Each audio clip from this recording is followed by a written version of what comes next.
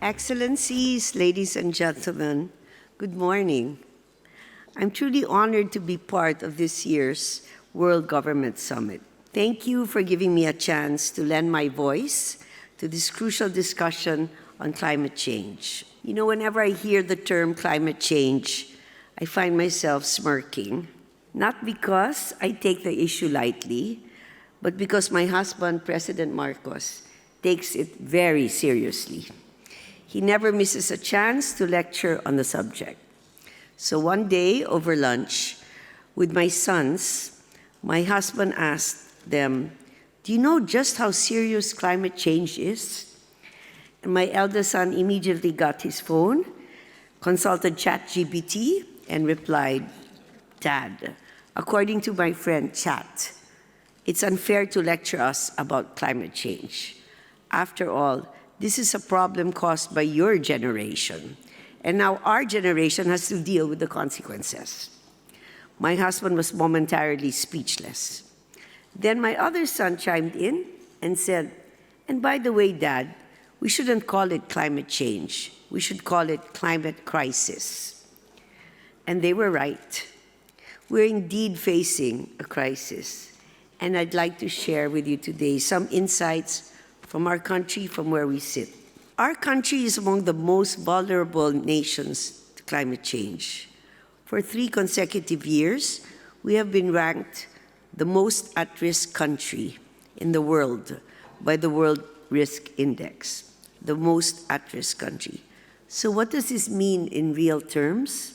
Just 4 months ago, between October and November 2024, our country endured an unprecedented 6 tropical cyclones in less than a month.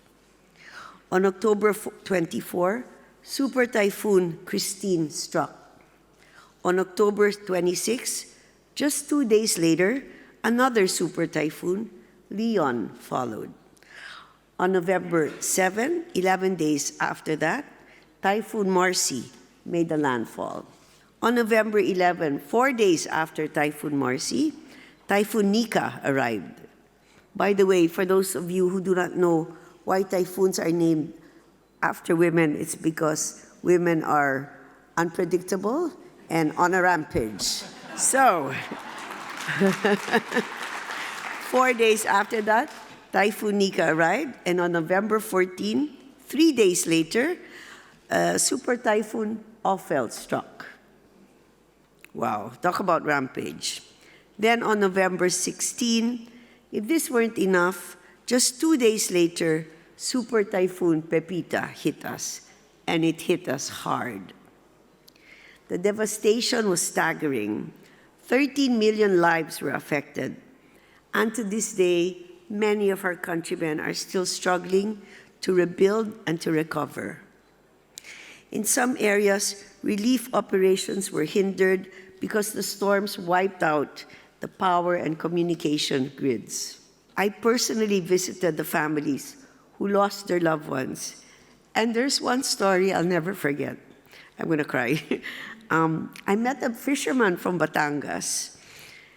Batangas is a province that's known for its beautiful beaches and mild weather. Historically, typhoons rarely hit this province.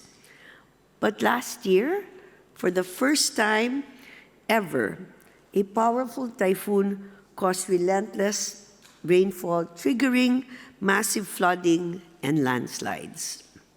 This fisherman, his name was Edwin Mendoza, saw a nearby house collapsing because of the raging river. And so he rushed over to save the people inside. They were submerged in water, they couldn't swim, so he rushed there to save them. He managed to rescue them, but when he returned home, he found his whole house buried in mud. His entire family was lost in the landslide. That's him over there. I met him a week after this incident, and he was still in shock. I'll never forget the look in his eyes. It was really, wow. I guess what I'm trying to say, apart from all the drama, is that climate change is not just about statistics. It has a human face. a face that belongs to millions of families suffering the consequences of a crisis that they did not create. So what is our commitment? Despite being a developing nation, our country is deeply committed to climate change. As part of our broader socio-economic transformation, we are working towards a 75% reduction in greenhouse gas emissions by 2030. We have also launched, or my husband has also launched, a national adaptation plan to strengthen the resilience of our communities, particularly in infrastructure and energy. The unfortunate truth, however, is that no country can solve this crisis alone.